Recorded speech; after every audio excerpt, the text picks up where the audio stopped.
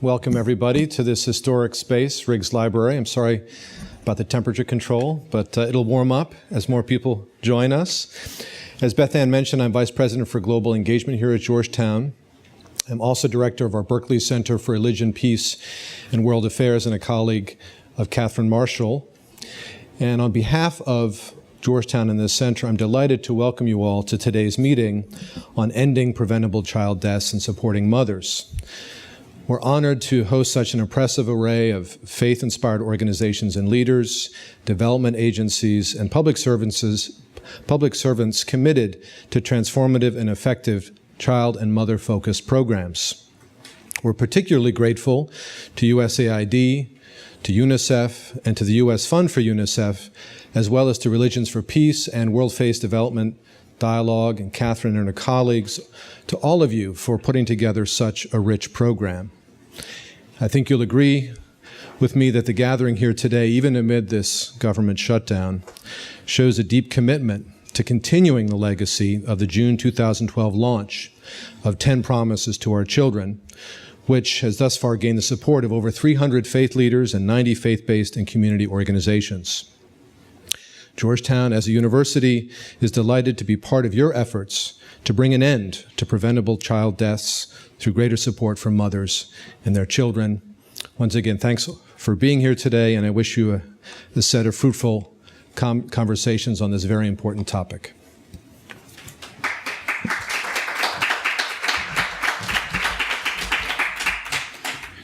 Thanks so much, Tom. And just as a couple of reminders, there's coffee outside to warm up. And if we need to get really warm, we can have people do a dance later on. That might help.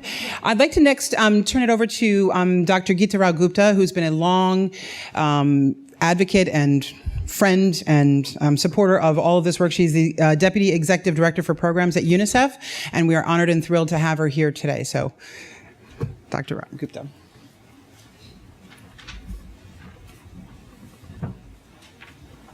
I hope that was a graceful climb up.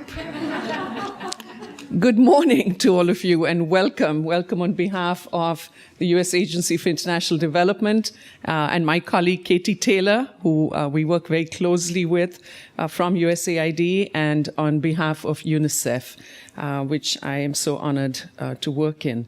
I also want to say a big thank you to Georgetown University for hosting this very important event. We're thrilled to have so many of you here. The meeting is really special, and all the more special because it's a continuation of a discussion that started with the Child Survival Call to Action held right here in Georgetown University in June of 2012. Of the many commitments made by the more than 700 participants who attended that meeting, one of the most powerful was the pledge signed by the faith-based community. Over 220 faith-based organizations pledged support for the 10 Promises to Children, a set of 10 critical behaviors that you had identified to help save the lives of children. That pledge was all the more exciting because of your proven ability to effect large-scale social change. As faith-based organizations, you've advanced the front lines in the battle against preventable child deaths by delivering programs to communities where no one else can go, and by educating families on healthy behaviors, just as the ones that you identified. And you've mobilized your networks to denounce social injustice and defend the interests of society's poorest and most vulnerable. It brings me back to Jubilee 2000. Do you remember that one? And I was working in a nonprofit at that time here in Washington, D.C., and remember being really struck by how effective that particular campaign was. It was a global effort to wipe out $90 billion worth of debt owed by the world's poorest nations. It started through the channels of British churches outraged by the hardship caused by public debt. Youth groups got involved, Tony Blair got involved, Bono got involved, and millions of other individual citizens got involved. Together, they spawned a series of powerful campaigns that targeted debt in particular and poverty in general. What did they achieve? They didn't manage to wipe out all debt, But they did persuade the US Congress to commit nearly $800 million to bilateral and multilateral debt relief. That's more than would have happened had the faith-based organizations remained silent. We need the faith-based community to ignite another global movement today. This time on behalf of the 18,000 children who die each day from preventable causes. The ask is simple. Public accountability for the political promises made on behalf of women and children. Since last June, 177 governments have pledged to accelerate progress on child survival. We need to let governments know that citizens are watching and waiting for those commitments to be fulfilled. Promoting accountability doesn't necessarily lead to confrontation. It should be seen as a partnership that supports government-led efforts to save the lives of the youngest and most vulnerable citizens. As a faith-based community, you bring something very important to that partnership. Your vast networks extend well beyond the reach of most governments and international organizations. Your leaders have the respect of millions of followers who cross geographic, political, and socioeconomic divides. As a result, you are uniquely placed to mobilize citizens around the world to implement government-led child survival strategies and to monitor progress. As I see it, there are three ways that you can take the lead in what we have begun to call citizen-led accountability. First, track the money. If we care about child survival, we need to care about how governments allocate money towards essential services for women and children. Where is the money going?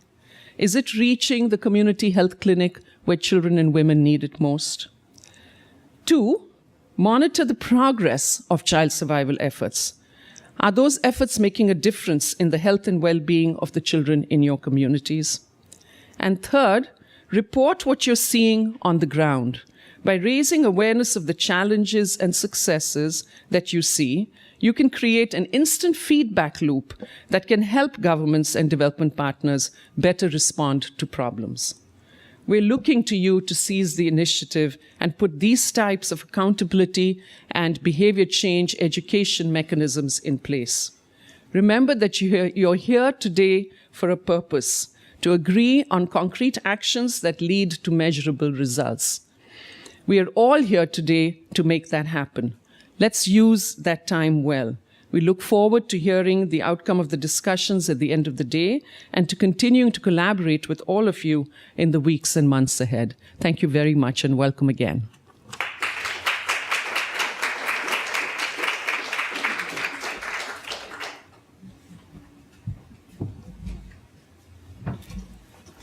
Thank you very much. I just wanted to remark that I feel like I'm in a Harry Potter library. It's kind of a beautiful space here.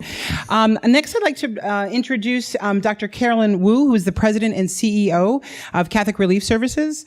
Something else that I just learned from her bio is that she was voted as one of the 500 most powerful people on the planet.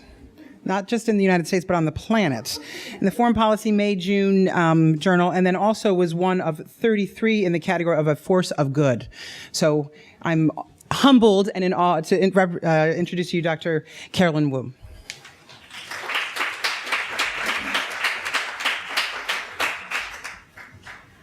Thank you, Katie.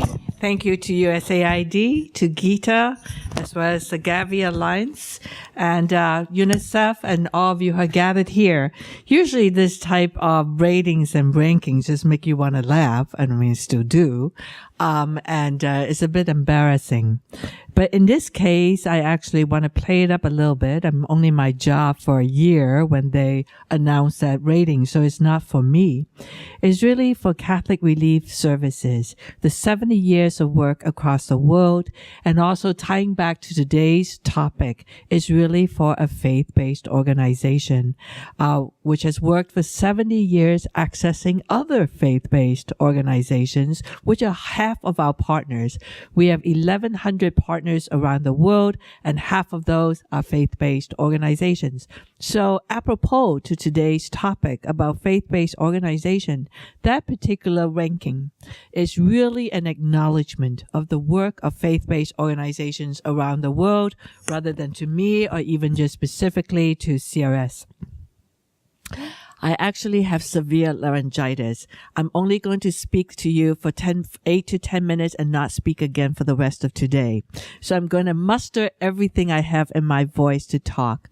I just want to say, first of all, our work in this child and maternal healthcare programming covers about 25 different countries, affecting about 3.4 million people, and they're all community-based, funded by USAID, many of them, all of them actually, and then we have other partners and benefactors on these programs.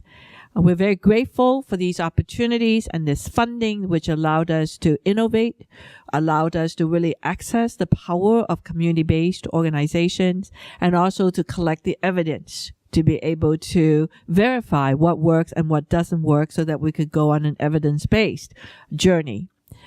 Today's topic, of course, is about faith-based organization, and Geeta was just very good and very concise way give us 3 points about how faith-based organizations can make contributions, mostly in the area of accountability. I want to just step back for a few minutes because she's going to spend a whole day on faith-based organizations as a reminder of why this group is important. I think most of you named, the 3 or 4 most salient characteristics, but I'm going to name 10 and then give an 11th one for bonus. The first thing is that I know that there is now a lot of investment in global health, particularly relating to children and mothers, whether it's by governments, by USAID, by big foundations. But I have to say, one of the largest, if not the largest stakeholder of health is really faith-based organizations, which have been working on this anywhere for 50 to 100 years, where faith-based organizations account for 25 to 75% of local health care. So if you think about that in terms of the human capital, the financial capital, and the social capital, which is embedded in that network, it would be crazy to not leverage that network. So just think about that as the largest stakeholder in the world in this maternal and child health. The second thing I just want to say is that as I say, many of these systems now, they're not just organizations, they're faith-based health systems in these local countries. Being 50 to 100 years old, they are not startups. We now know we have a lot of really innovative, creative startups. But I come from a business background and know sort of the sustainability of startups is just not a very high record. And here is not just about long-term experiences and having the type of infrastructure, whether it is personnel and financial, but also the governance infrastructure for these organizations. And look, a lot more work needs to be done. We are singing capacity building all the time. But on the other hand, you cannot dismiss what has been built up by organizations which are 50 to 100 years old on the ground operating. So that's the second thing, is the stage of that organizational development of these health systems, faith-based health systems. The third thing clearly is that it's not just that it has a long history, it is not going to leave the community. And so that whole commitment, we talk about sustainability, but beyond sustainability is a sense that people know that those institutions, those health systems and delivery points are going to be for them. They're going to stay. The fourth point, I'm not going to belabor that, everybody knows, and that is the extraordinarily broad reach of these health-based organizations. They are in areas and the most isolated, remote areas that sometimes you can't even find government. So you know that that is the whole breadth of the retail coverage. The next thing, of course, you also know and acknowledge is the trust that faith leaders have in their communities. They are the elders. They are the teachers. They're particularly important in terms of behavioral change. In places where we work on genital mutilation or early child marriage or various type of getting women to have their delivery in proper institutions, getting men to play their part in supporting their spouses and so on. We know that it is most effective when we engage the faith leaders, and they actually tie it to their faith teachings. And also they are very influential on the men, which oftentimes is the missing variable in development. And so we know that trust factor. The sixth point is that faith institutions are often in the places where there are very poor people. There's a lot of NGOs and so on who could start up and which would start up in areas with clusters of population, and also where the population have some literacy and so on. But these are not generally the very poorest in the world, and we know that faith institutions tend to be there. Almost that the only people there when there are people there are the faith-based organizations. Even governments are not there. It's their local faith communities which are there with the very poorest people. So again, I also see an integrated agenda. It's not just preventable child death and mother's health, but it's really this whole poverty issue, poverty reduction, which is a cause in some cases of these problems. And you find faith leaders there. The next thing, I think people talk about it a little bit, and I don't know whether people recognize the impact of it, and that is the whole issue of scale. So I'm sure it is true also for other religions, but being Catholic Relief Services, we know a lot about the scale issue, and that is the Catholic Church in a local parish is connected to the diocese of multiple parishes, which then is connected with multiple dioceses in a country, which then is connected to the regions of multiple countries, which then is connected upwards to the Vatican and sidewards to the other Catholic agencies in the world. So, for example, we ourselves are part of the Caritas institution, which has 164 Caritas members across the world.